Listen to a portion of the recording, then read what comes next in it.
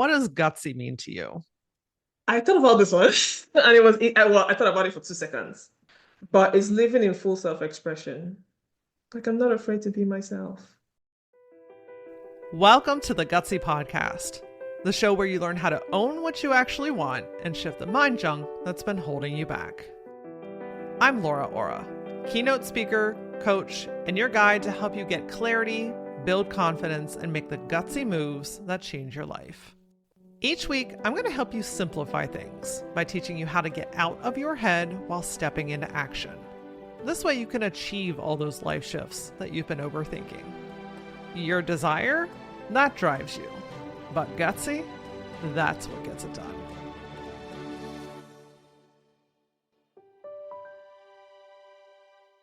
Your identity is your power.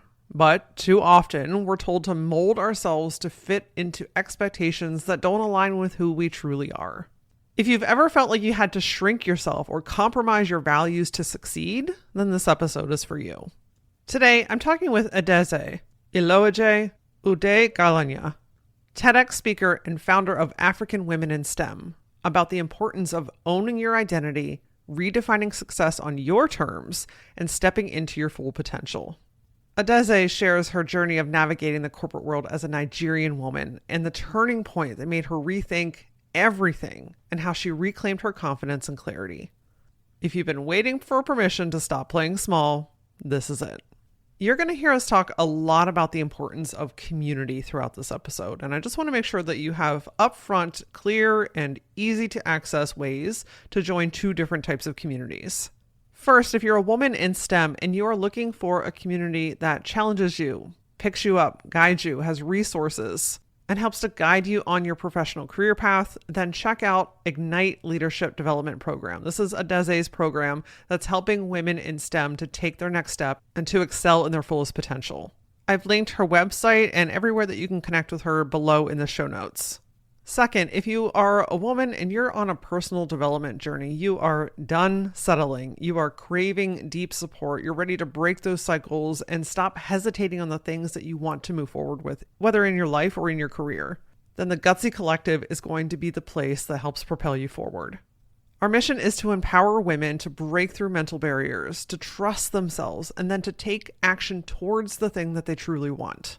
All inside a supportive space where you can fully be yourself. You don't have to have it all figured out to join. In fact, the messy is welcome.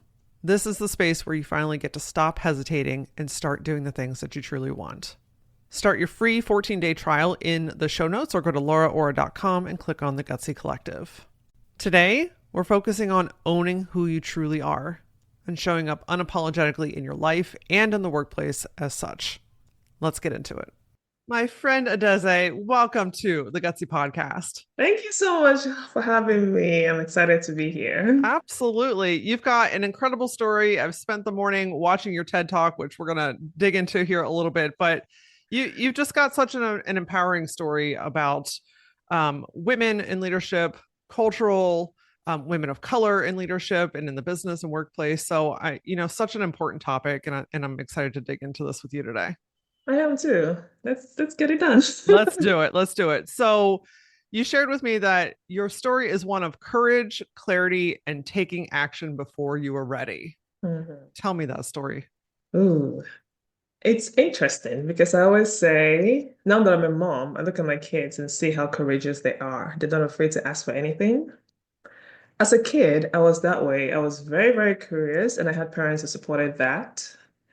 So I never felt the need to second guess myself in a sense. If I wanted to do something, I would just say I want to do it. The only question they asked was why. Hmm. And it upset me because I'm like, I already told you I want to do it. So coming into my career, already feeling like I could do whatever I wanted, I could conquer the world. I always have a plan and I work my plan and all that stuff. To realize that again, I'm an outlier in a sense. Like I'm different for one, because I moved here. I'm Nigerian. I moved here to go to grad school and I started working. It made no difference to me because I'm actually very excited about meeting new people, having new experiences. But apparently it wasn't the same for the people that I work with. So I had a 20-year career, and somewhere from year zero to year whatever, I was slowly but surely losing that courageous part of me. I was losing how clear I was about what I wanted to do and where I wanted that to take me, to a point that I remember one time that I was supposed to go to Columbia University with my husband for an info session about MBA. I knew I wanted to do it. The day before, I was like, I called my husband and told him, I don't want to go to this thing. And he's like, you don't have to go. I was like, yeah, I don't want to go to it. He was like, you don't have to go. I was like, I don't want to go to it. He was like, what is wrong with you? But I realized that for the first time in my life, I did not know what I wanted. Mm. Everything I thought I wanted, I didn't want. And it freaked me out. I was really upset because I was always clear about what I wanted to do, where I wanted to go. And I was in that space for a very long time. But somewhere in there, there was a time I lost my job. And I think it was the biggest blessing I ever had. Because I took a step back and I was like, I don't want to go get a job right away and get the same kind of job. I wanted a job that will free me up to be able to have time to raise my kids at a time. So for the first time in so many years, my brain just opened up. And all these ideas started coming, and all the things I knew about myself that I had completely forgotten, it was buried so deep inside, just started pouring out. Like every day I have like 10,000 ideas of what I wanted to do. I'm a writer. I used to write a lot. I hadn't written in so long. I had all these incredible ideas about what I wanted to write about. It was so exciting. Um, and I was like, you know what? This is incredible because I was at work doing all these things, pouring my heart out. Pretty much, I also spent my entire life to putting everything at work. But what was happening was, first of all, I lost the courage of expressing myself of who I really was because everything I did was different, and different is not good. Mm. And in order to protect myself, I just stopped completely. And in hiding that part of me, I hid almost everything else. And my clarity too went with that. So basically, this is just, it was a long time, so many years, but I did find that the moment I stepped into myself, I had the courage to be again, and I had a clarity about what I wanted to do. And I gave myself enough grace to realize that I spent 15 years probably just not thinking of all these things. But I'll work in the clarity of now, and then I know that tomorrow it will get better and better. And I'm going to be honest, it's been several years in the making, but it has been that way. It's like every day is a new day with new things because I give myself the permission to just not hide anymore, not stop myself anymore, because I know I'm absolutely awesome and there's nothing about me that is wrong. So why was I so worried about what other people are going to think about me just being me? Mm. So impactful and so relatable. I something that you said that like made the hair on my arms stand up in the best of ways is I'm working with the clarity of now. Mm, I think sometimes, especially as women, we have this feeling or need that there's an expectation that we have to have it all figured out. We have to have the whole plan. We have to have the whole vision. It needs to have a 10-step process. I need to know my 5-year plan, right? Like, and if I don't have all of those things, then it's not valid. Then I can't mm, move forward.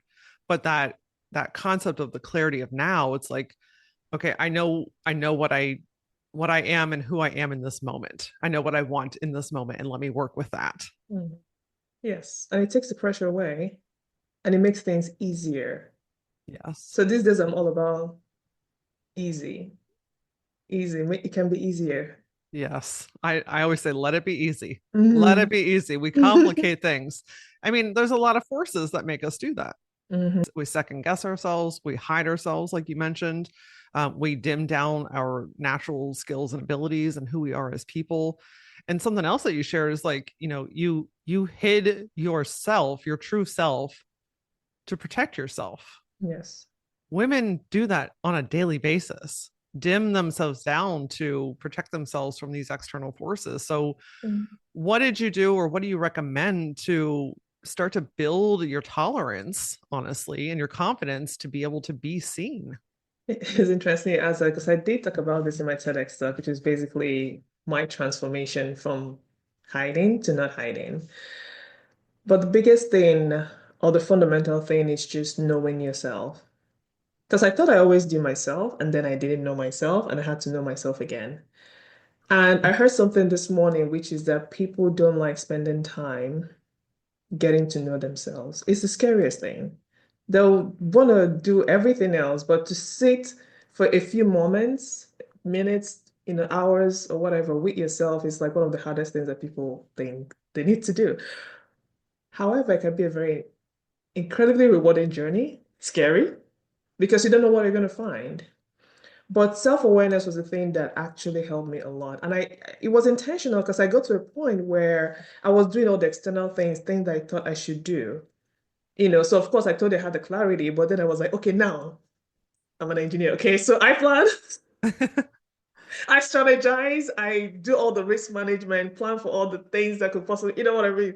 Again, I kind of went back to my old ways, but I had the incredible opportunity to, meet a group of people that just for the first time made me think about myself and just be. Someone was like, it's be, do, have. Not do, have, be. You know? I remember one of my coach telling me that you're a human being, not a human doing. And I was like, what do you mean by that? Whatever. But just being, it is hard. However, again, to your point about having people around you that support you and you're on the same journey with, and it's difficult to hear the truth about yourself.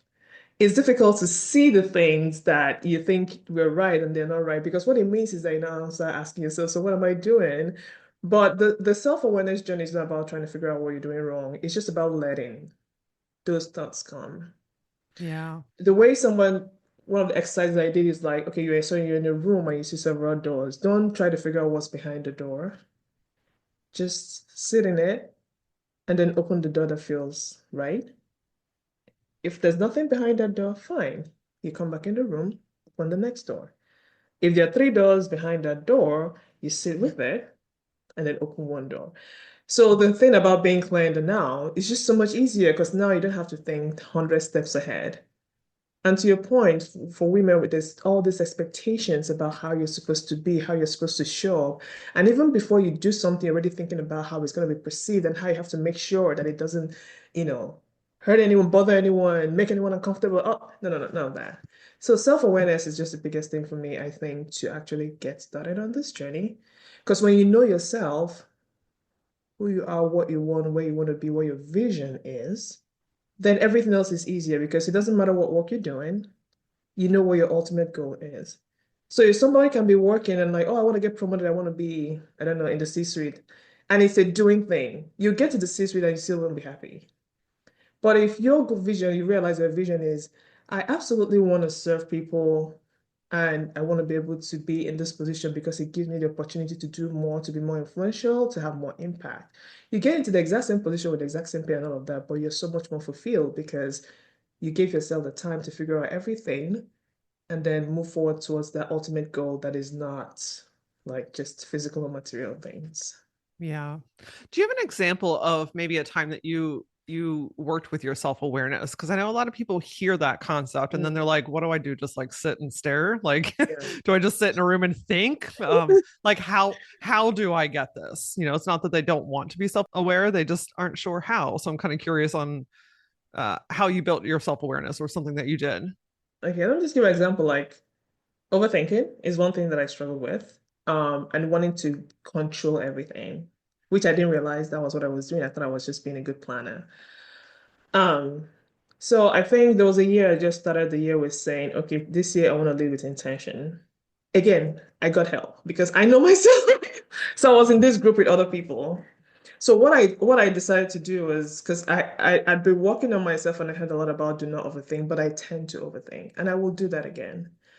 Um, so if I had a task to do, for example, I think there was a time I was working with coaches and I was like, okay, I'm trying to figure out how to coach someone and just do the work. But I was like, what if they don't like me? What if they want to listen to me?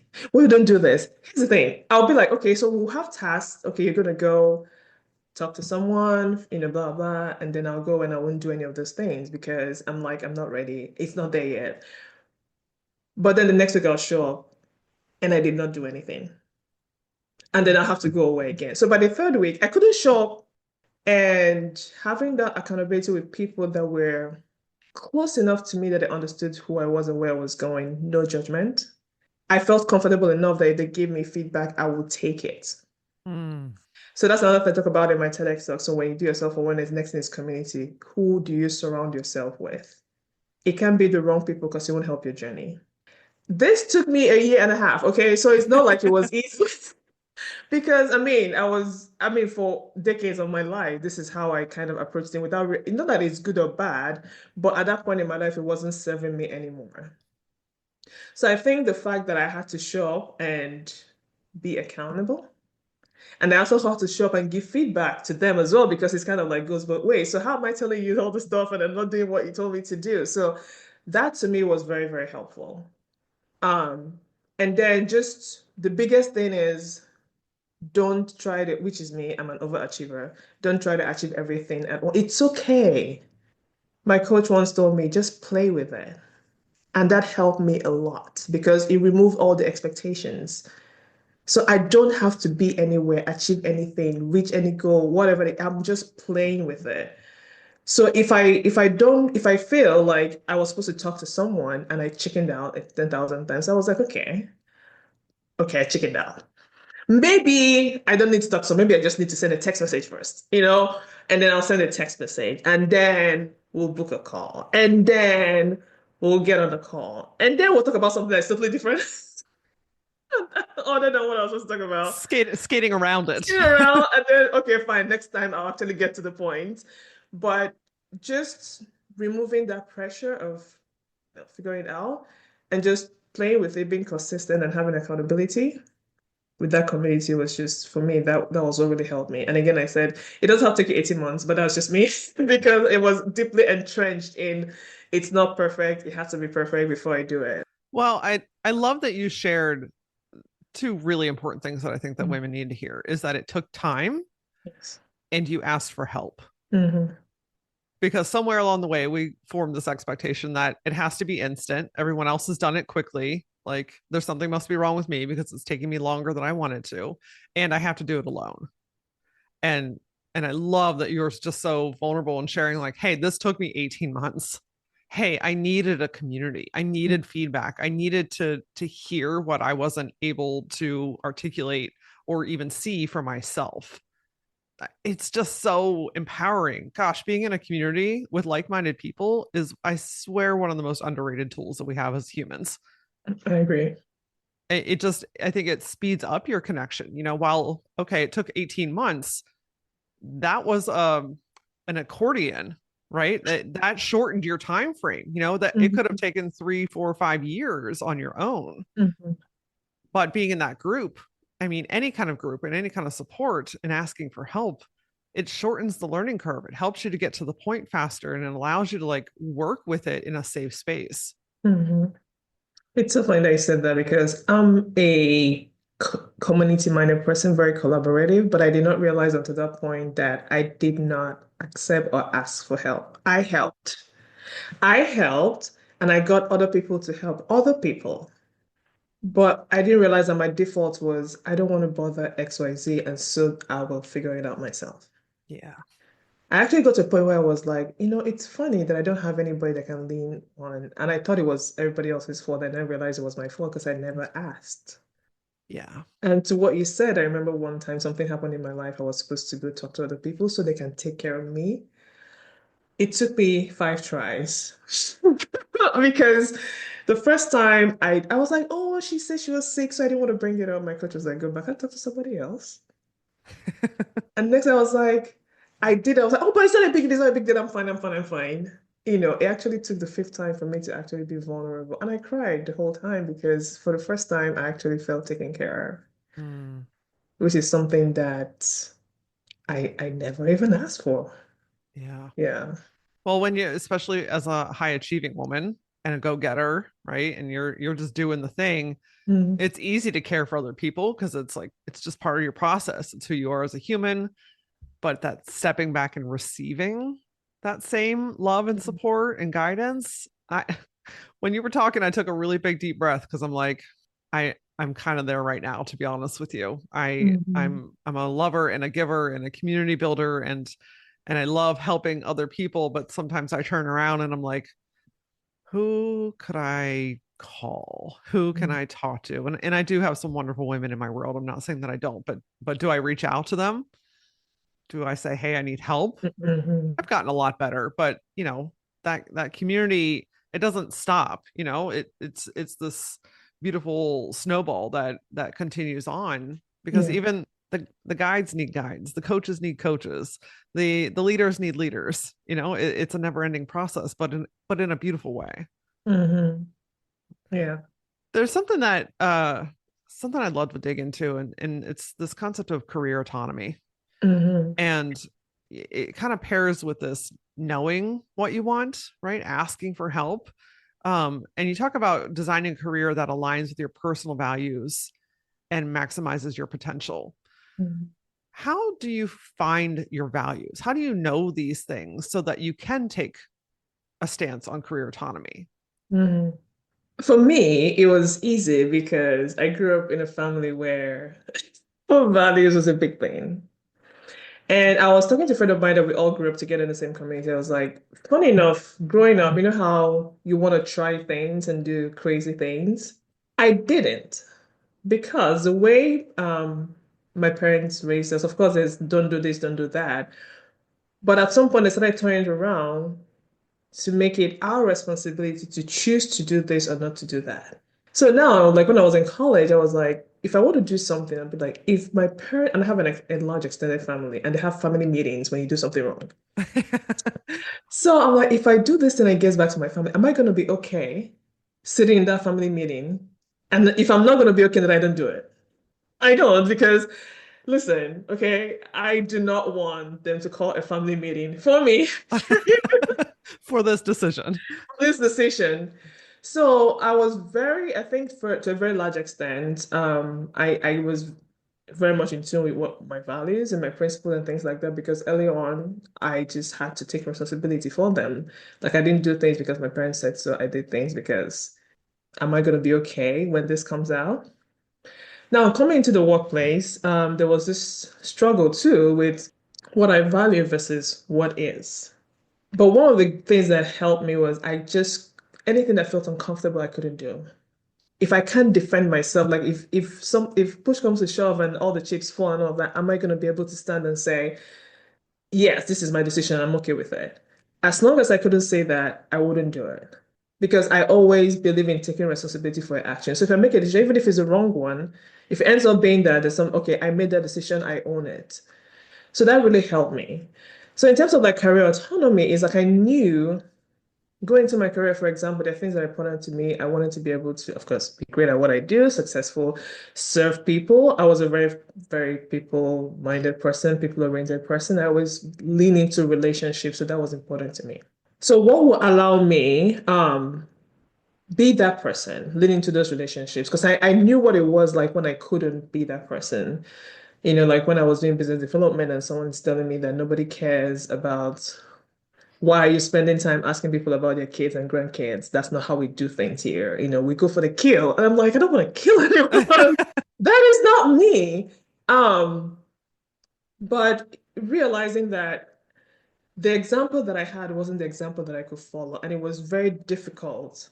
So I couldn't do what they were doing, so I just kind of withdrew, and withdrawing was actually killing me. So I had to find a place where I could just be myself. And then the career autonomy part was I know myself, I know what I bring to the table. I'm very strategic. I can really move businesses forward. I have all these ideas. I need a place that they will honor that and identify that enough to just allow me help them. So what it did for me was when I was now looking for a job, because before I used to be very like, oh, this company is so great and they pay so well and they're doing this project. You know what I mean? I talked about that in my TEDx talk. But I now realized that none of those things was going to help me be myself, speak my truth, do the things the way I want to do, show up and like, this is who I am. This is a mutually beneficial relationship. You wouldn't hire me if I had nothing to offer. So it's not really like you're doing me a favor. We're here to kind of move this company forward, eventually. So realizing that I was more focused on the people that I was going to work with because I wanted to be in a place where if I see something and like, hey, This is what I think. They'll be like, okay, they'll listen, we'll talk about it, and I can try it out. It's difficult, right? But it goes back to the self-awareness Yep. and it goes back to having support.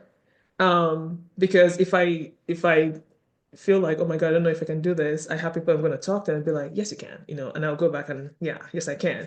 Or having examples of people who are doing the same thing in their career, like they're able to step up and do the things that they want to do, and it's easy. So it's possible, right?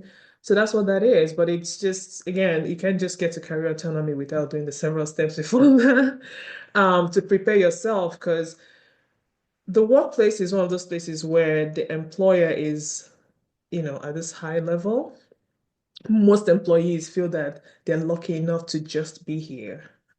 Hmm. It's a culture that I don't even know who started it and why it started, but it makes absolutely no sense. Because you're not going to go hire somebody that has no qualification, no skills, no degrees, no nothing, and doesn't even want to work and bring them into your office. No, you specifically look for certain people with certain skill sets and whatever education, anything you believe that is going to drive the company forward. So this is shared beneficial relationship. So how are we going to make this work? So to me, that's what career autonomy is. But you can't have those conversations if you don't know who you are, have your support system, and then move forward with it. As a member of the Gutsy Collective, you are going to finally ditch the doubt, trust yourself, and take action on your biggest desires.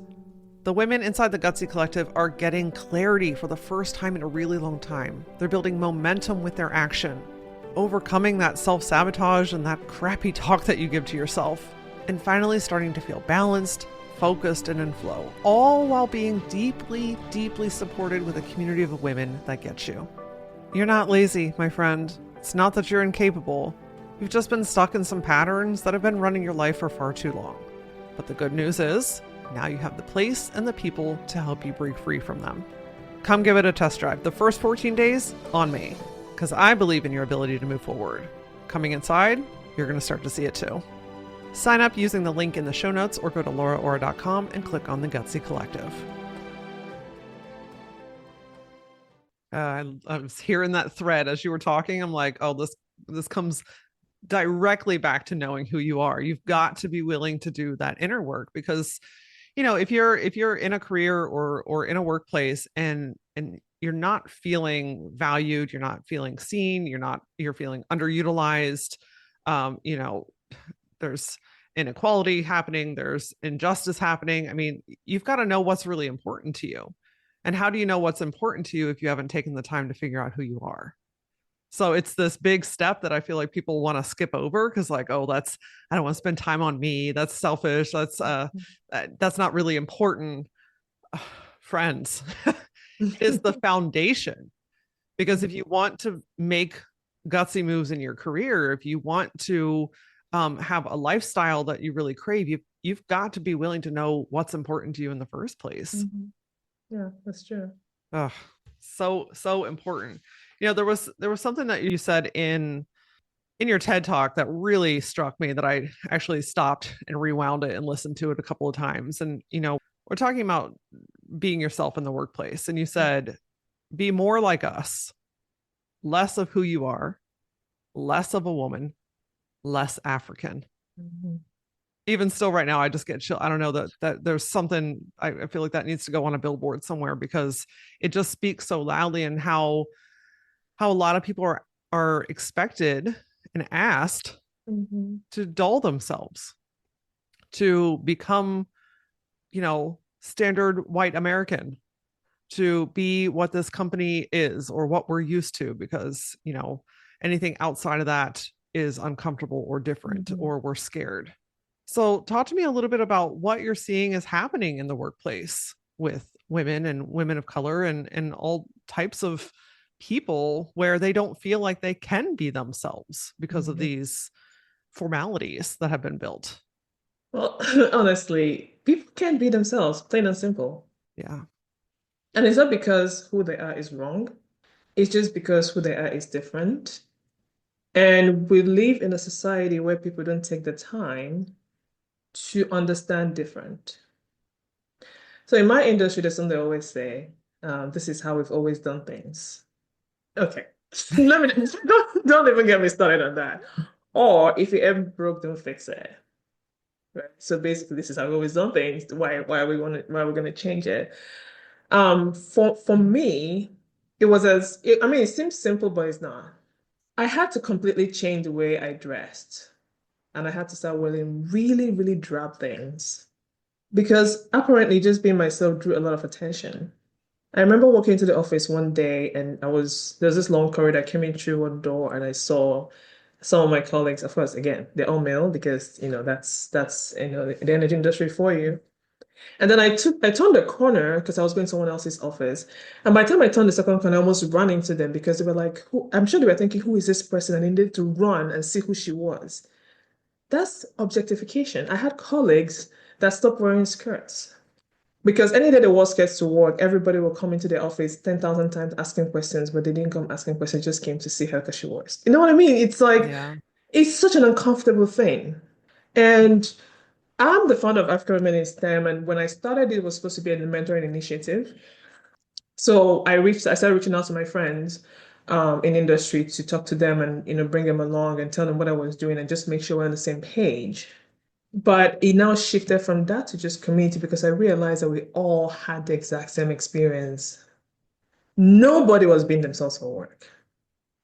And it's just not in tech or STEM, it's in every single industry. Like I know a lot of my friends that are Nigerians or Africans outside of work, they're leaders, impacting change, influencing things. They have three nonprofits, all of these things. At work, nobody even knows that they're there.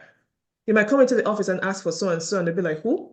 Because they realized that somewhere along the line that the way to survive was to go in there and just pretty much make yourself so small because so that they won't know, they won't pick on you, won't be obvious enough for them to pick on you.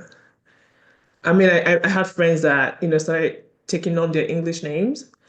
I have friends like over time, the way I talk changed, but I have friends that intentionally changed the way they spoke to sound very American to fit in. I have friends, there's nothing wrong with picking up sports, but they intentionally picked up those sports just to belong, nothing else, because they felt it was necessary for survival. Wow. I mean, how do you go into work? You're not in the army, you're not fighting a war, but it feels like a war every single time because all you're doing is barely, it's almost like you're walking through a minefield or you're walking and dodging bullets. That's basically how it is for a lot of people. And for me, just, because sometimes you don't see it in yourself, but I know I saw it in other people of how very different they were in and outside of work, how very different we speak in and outside of work. My brother helped me see mine. He was like, I don't know who you are anymore. I was like, what? How dare you? But I asked him, and he told me because I was supposed to do a 360 review and I had to talk to people. He's very candid. But that was very, very helpful for me because I could see in other people, but I wasn't seeing in myself. So that is actually, I'm not going to say it's changed much because now that I'm a coach, and with my community of African women in STEM, I talk to a lot of people, it's still the same thing. That they're different at work because they can't be themselves at work. They have to be on high alert. Every single thing you do could be construed to be anything at any given point in time. You're always walking on eggshells. It's like even if you have a brief moment of relief, it's always like it's a calm before the storm. There's always going to be a storm. Like I have colleagues that have been in industry 10, 15, 20 years, and the longer you stay, the worse. Like they're actually tired and exhausted.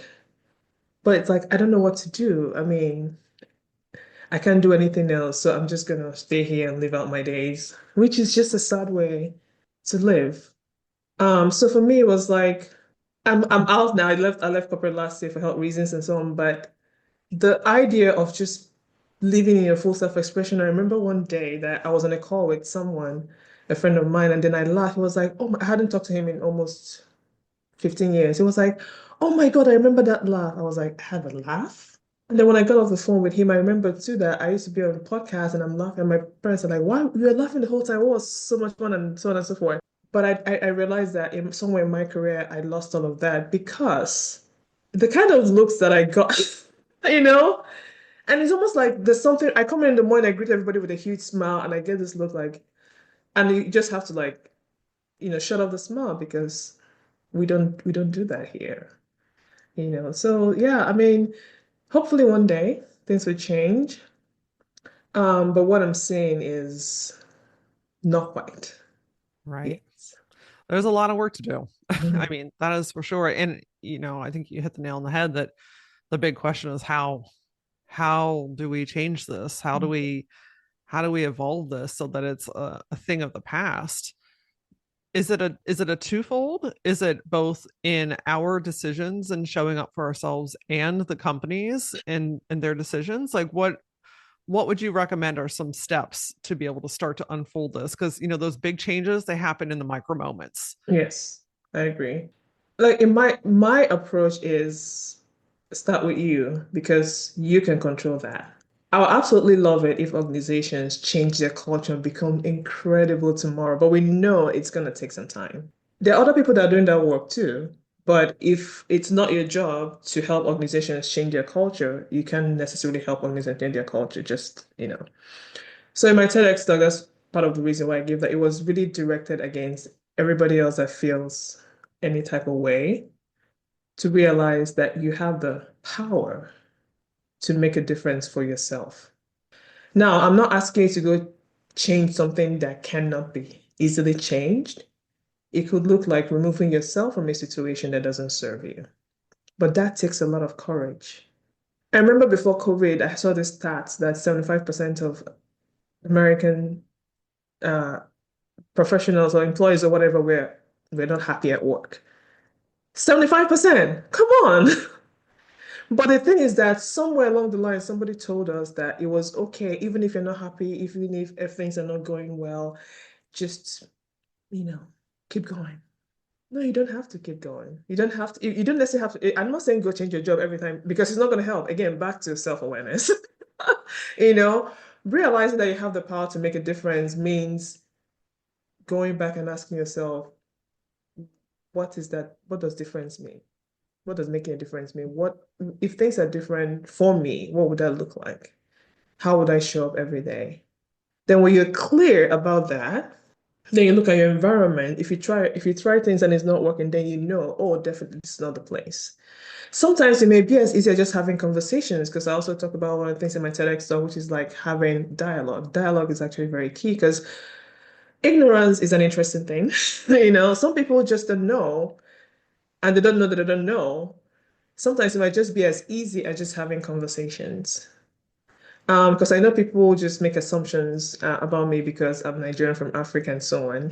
I remember when my brother got married, I came back home with pictures, and most people at work were like, "What?" I was like, "What did he want?" I asked me then, "Why are you here?" You know?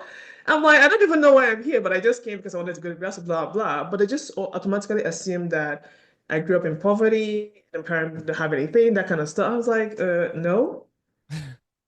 For the longest time, I thought I was a failure because I didn't have a PhD. Okay. That's the kind of family that I come from, right? And my uncle wrote a book that every single school used in elementary and secondary school. So if you say my last name in Nigeria, most people know who we are. You know what I mean? So it's one of those things. And then you come here and then you're like, oh, just doing what I'm doing, but that doesn't mean anything. So sometimes it's just a simple conversation and people are like, oh, I thought so and so. Oh no, okay, so it's not. And it's just that easy.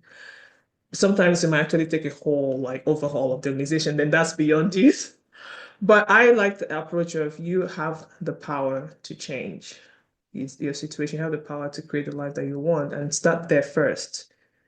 Because the little things you do might end up being what will change the world. Absolutely. It takes one person at a time. I love Mhm. how beautifully infectious it is when one person chooses to be themselves out loud, visibly, audibly. It gives other people permission that they didn't need, Mhm. but just needed to see or hear or be around to say, you know what? Uh, I can be a little bit more me too. I can dress more like myself. I can speak more like myself. I can have that laugh at work or anywhere else for that matter, right? I don't need to dim it down to fit in. And that's, gosh, to me, that's such the foundation of gutsy, right? Is being willing to be yourself Mhm. wherever you are. Can you be the same person from 9 to 5 as you are from 5 to 9? can you show up in that space and influence others? And that's where change happens, is through the influence of others, is being willing to be who you are in the spaces that have told you that you're not allowed to be. So on point. So on point. Amazing. So to wrap us up here today, if someone's kind of in a career spot, right? They're in a place, maybe they've done a little inner work, they're feeling that tug, they're feeling that pull.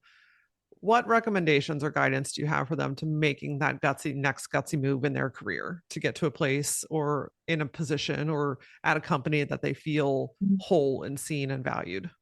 I'm gonna sound like I'm repeating myself, but I'm not. Community. Seriously. It's easier, 10,000 times easier when you share the burden with other people. But you have to be very careful who you let into your community. So don't just go to have a community for the sake of having a community, which kind of goes back again. I'm going to say it again to self-awareness, knowing what you want and finding your people. Because let me just give you an example. So last month in January, so in my community, I do host events where I bring in experts to talk about things that I know that women need. So one of the topics was women on boards.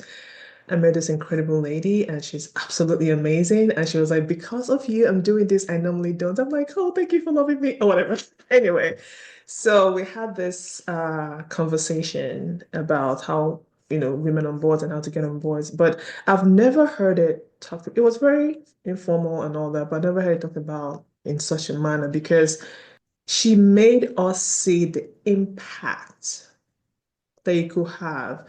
Because most times for a lot of us professionals, we want to get to the C-suite and be CEO and all that, which is great. But the realization that as a board member, you have more power to change policies that actually affect people. I don't think I've ever thought about it. I just thought, oh, being on board, yeah, just sit down there and just, be the board member and stuff like that. But so it's like, because a lot of women think, oh, I don't want, it's like, but we all want to make a change. We all want to make an impact. We want to influence change. Even if for nothing else, just to influence change, that's the reason why you should be on board. So now she lives in the UK. One of our community members lives in South Africa. For 8 years, she's been really trying to get on board. Like she does everything. She's exceptional, mentors people, like she's done so much work, but if for some reason, the more work the women do, the more work we give them to do. Like nobody's ever gonna think of a board position and think about her. But when they think about work with free labor, they're gonna think about her. Oh my God, we need you. Come help us. And she actually just to say that she's done, she can. And when she saw the invitation for me, she was like, "Oh my God, I have to be there." And just in that 90 minutes, she was like, "Oh my God, like." I was really like hitting a concrete wall, but now I see opportunities. And we had a follow-up after that, and now she's having a conversation with a woman to actually help her get on board. And she's like, I know I'm doing this year. So that is incredibly transformational. So do not sit in your corner and decide what's possible and what's not. Because one of the advice she gave her is like, you are in South Africa. Have you tried looking for board position in your industry, for example, in other countries around there? Because they kind of all work together. You don't have to stay stuck in the position. But if she didn't have this conversation, she would never have known. So please find the right people, find the right community, get a mentor, get a coach, whatever. But the only way that you can move forward is getting outside of yourself and what you think you know, and just opening up and letting other people help get you there faster. Oh, I love it. Any recommendations on how to find community? Where do you start? Because I think that might be a question that's popping up for somebody right now. Yes. Listen, if you're not sure, do trial and error. Because I'll tell you right now, I have, since I started thinking about being an entrepreneur, I've gone through a bunch of programs. Not all of them were the right fit, but I got something from every single one of them, even if it was just the relationships that I built. So don't be afraid to make a mistake. If you're not sure, say, I want to learn how to sell. Listen, I've been to Grant Cardone's webinars. I've been to, um, what's this? Whatever. So many people. I've been to different like events. I do because I'm trying to figure out where do I fit in. So if you're not sure, try everything. or within reason, okay? Within reason, but if you don't, you won't know what you like and what you don't. But I promise you that every single event I've been to, I may end up realizing, oh, this is not for me, but I always leave with one thing that's going to make me better. And the more things I attended, the more I knew what I wanted, what I didn't want, who I wanted to be around, who I didn't want. Two people might have the exact same message in a way, but one person's approach is different from another person. I was like, oh, this feels more like me. And then I lean into that. So if you don't know, action brings clarity. Just take action. There's nothing, it's not wrong, it's not right, it just is. But it will help you figure out faster what you want or what you don't. Because if you want to sit down and figure out, let me know what I want, and then so that when I join this one community, it's going to be the one that, no, no, no, no, no. Um, I mean, I've been part of a lot of things in the last several years, even if it's just a 1 day, 1 hour, a few months, whatever. But what it helped me was to be really clear about the kind of people I want around me. So right now, if I do join any community or meet up with anybody, I know for sure because I spent years testing it out. Don't be afraid to make mistakes. Don't be afraid to make mistakes. Take one piece at a time. Take the information, keep what worked, let go of what didn't, and keep moving forward. Yeah. I love it. You bring such a great energy and such a array of light and clarity. I don't know. I just feel like you exude this beautiful clarity. So I've got to know, what does gutsy mean to you? I thought about this one, and I thought about it for 2 seconds. But it's living in full self-expression. Like I'm not afraid to be myself. You know when you have something, you lose it and you find it again, it's so amazing. So a few years ago, I was thinking of how I was going to move my organization forward, and I thought speaking was a good way to build a movement. So there's this speaking program that I did attend. It was a 2 day thing. I was like, I'm just gonna go there, see what they're doing. But I went there, I was like, I'm signing up for this. Why? Because for the first time, this is the reason why I was like, I know I used to speak a lot when I was younger. But in my career, I just realized I don't like speaking because apparently when you speak, you have to be like this and just talk with your hands together or whatever. That's not me. I'm like, Same. novelist. I mean, I used to do dance. I was a comedian. I used to do, I was, that I was that person, right? But what they showed me was like speaking doesn't have to be anyone way, it has to be you. But take all of you and fine tune it with the audience in mind so that you can give them the best of you. So if you feel like if you need to jump on the table, jump on the table. If you need to dance, dance. If you need to change your voice a million times throughout the speech, do that. But if you have the intention of giving your audience everything they need to be able to get this message home, that's all it takes. I was like, I can be crazy. Yes, you can. So living in full self-expression means I'm here. If I'm getting ready for like a speech or a keynote, even with my TEDx talk, I had the audience in mind. And whatever I did was me bringing myself fully in service of other people. Because I remember it's so funny, someone reminded me the other day that the first time I rehearsed my TEDx talk, it was like, this is not you, go do it again. But just the day before, someone had told me, this is a TEDx talk. You can't do this in a TEDx talk. You can't do all this stuff. You have to be more. And I listened to that. But I was like, why do I listen to the wrong people? And now I spoke my language in there. I wore what I wanted to wear. This is all full self-expression, So that's what got to me just. Well, you are doing it, my friend. Thank you for bringing your full self-expression today. Thank you for exuding it into the world because, like you said, case in point, that is where change happens. Thank you so much, my friend. Thank you so much for having me. This has been absolutely incredible. Adaeze reminded us that you can't skip over the part that's about you. I know that the world has kind of taught you that you need to put yourself last or you need to take care of everyone else first. But everything that you do, every next step that you take, every evaluation that you make, and every feeling that you experience is built off the foundation of who you really are. And when you take the time to figure out who that is, you find your values, what's really important to you, then you can start to make decisions that support that. My friend, that is where you come alive. That is where you get to be free. It's where you get to be yourself. And I can promise you that there absolutely is a workplace out there that will support who you truly are.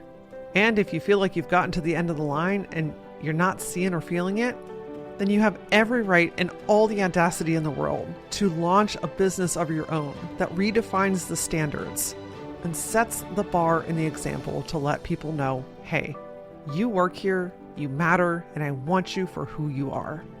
Make sure you check out the free resources in the show notes below and share this episode with a friend that you know is struggling a little bit at work. Or maybe they're trying to figure out who they are and what direction to take next. This might be just the thing they need to hear today. Connect with me, come say hello. I'm on all the social platforms. You can find me using @thatlauraora. And as always, until I see you next time, stay gutsy.